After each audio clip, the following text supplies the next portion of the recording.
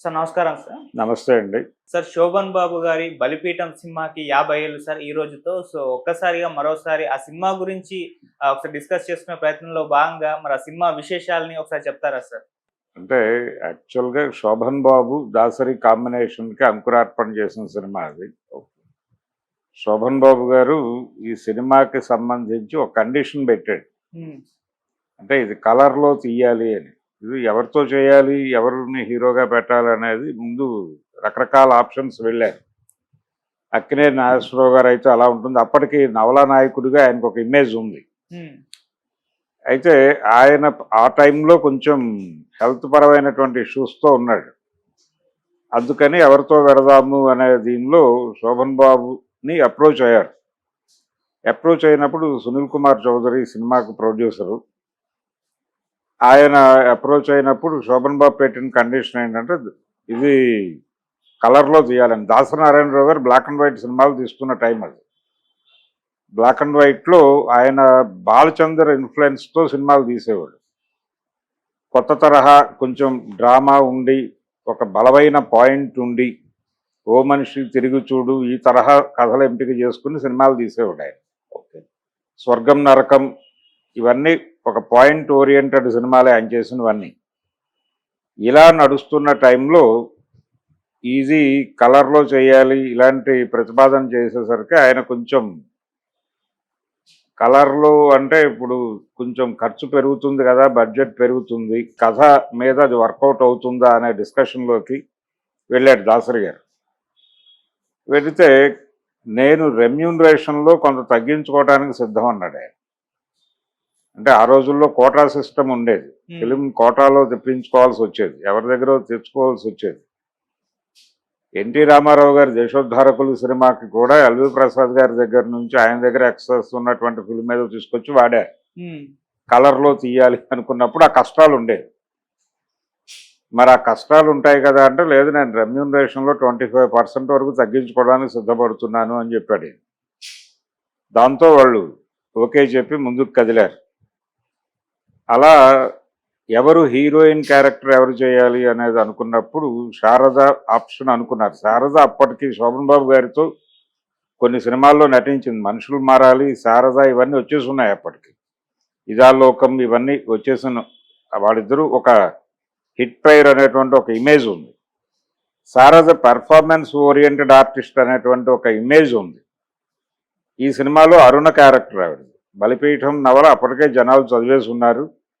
ఆ కథలో ఒక అద్భుతమైన ట్విస్ట్, ఇప్పటికీ సమాజానికి ఉపయోగపడేటువంటి ఒక ట్విస్ట్ ఉంది. ఆ ట్విస్ట్ ఏంటంటే దాన్ని అప్పటికి ఆవిడకి బీజ రూపంలో మొలిచినటువంటి ఒక ఐడియాని నవల రూపంలో తీసుకొచ్చింది ఆవిడ. భారతదేశంలో కులపరమైనటువంటి వివక్ష చాలా బలంగా ఉంటుంది. ఈ కుల వివక్ష అంటే ప్రోగ్రెసివ్ ఐడియాలజీతో ఉన్నాము అని చెబుతున్న వాళ్ళు కూడా వాళ్ళు ఏ కులంలో పుట్టారో ఆ కులం తాలూకా భావజాలంతోనే ఉంటారు. బయటకు చెప్పుకోరు కానీ ఇంటర్నల్గా నడుస్తూ ఉంటుంది. అది ఒక కనిపించని లేయర్లో కులం నడుస్తూ ఉంటుంది. అది ఏదో ఒక ఇష్యూలో రైజ్ అవుతుంది. సపోజ్ చాలా ప్రోగ్రెసివ్ ఐడియాలజీతో ఉన్నటువంటి కమ్మవారు అనుకుందాం, లేదు బ్రాహ్మలు అనుకుందాం.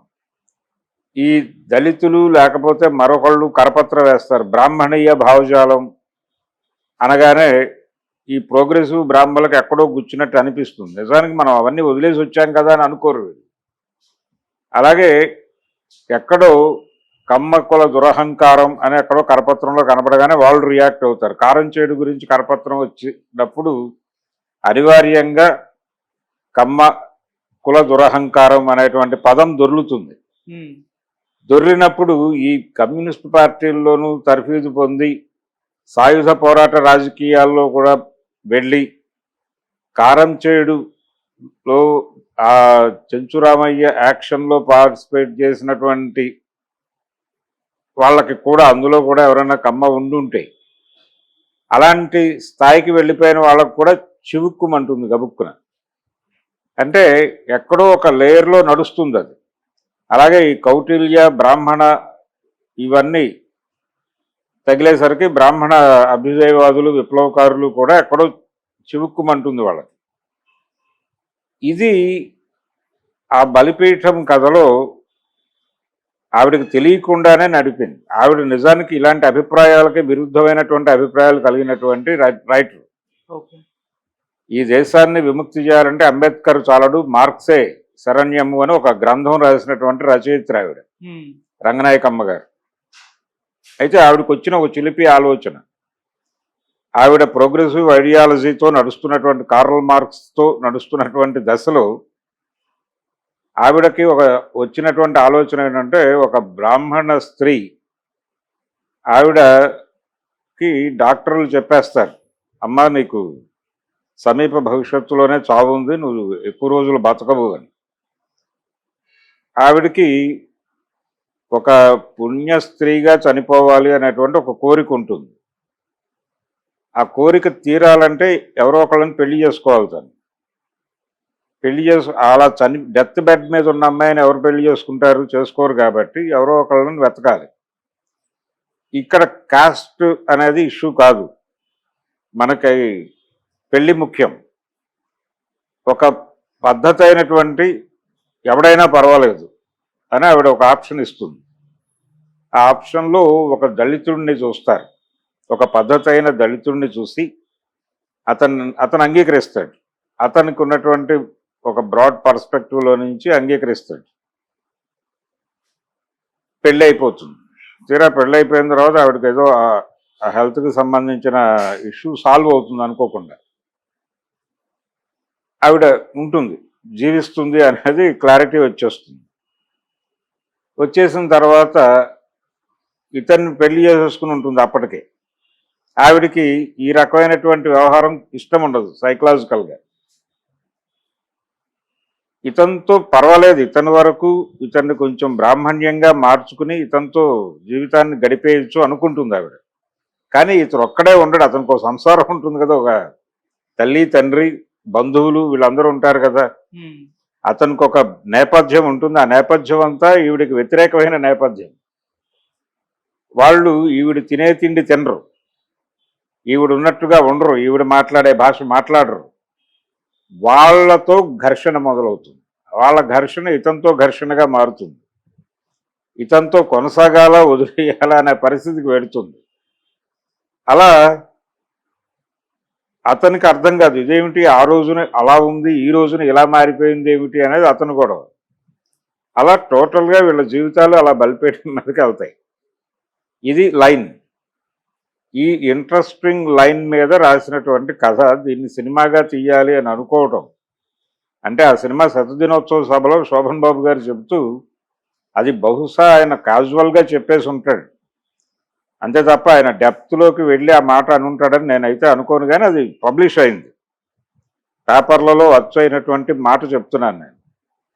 ఇది నవలగా వస్తుండగా నేను చదివాను. ఈ పాత్ర ఇది సినిమాగా తీస్తే ఈ క్యారెక్టర్ నాకు వస్తుందా అనుకున్నాను నేను. నాకెందుకు వస్తుంది, నాగేశ్వరరావు గారు లాంటి వాళ్ళని ఎవరైనా అప్రోచ్ అవుతారు అని అనుకున్నాను. లక్కీగా నాకు వచ్చింది అని చెప్పాడు ఆయన. సరే, వాళ్ళ బ్రెయిన్లో నాగేశ్వరరావు కూడా ఉన్నాడు, కానీ ఆయన్ని అప్రోచ్ అయ్యే కండిషన్ కాదు కాబట్టి శోభన్ బాబు దగ్గరికి వచ్చింది.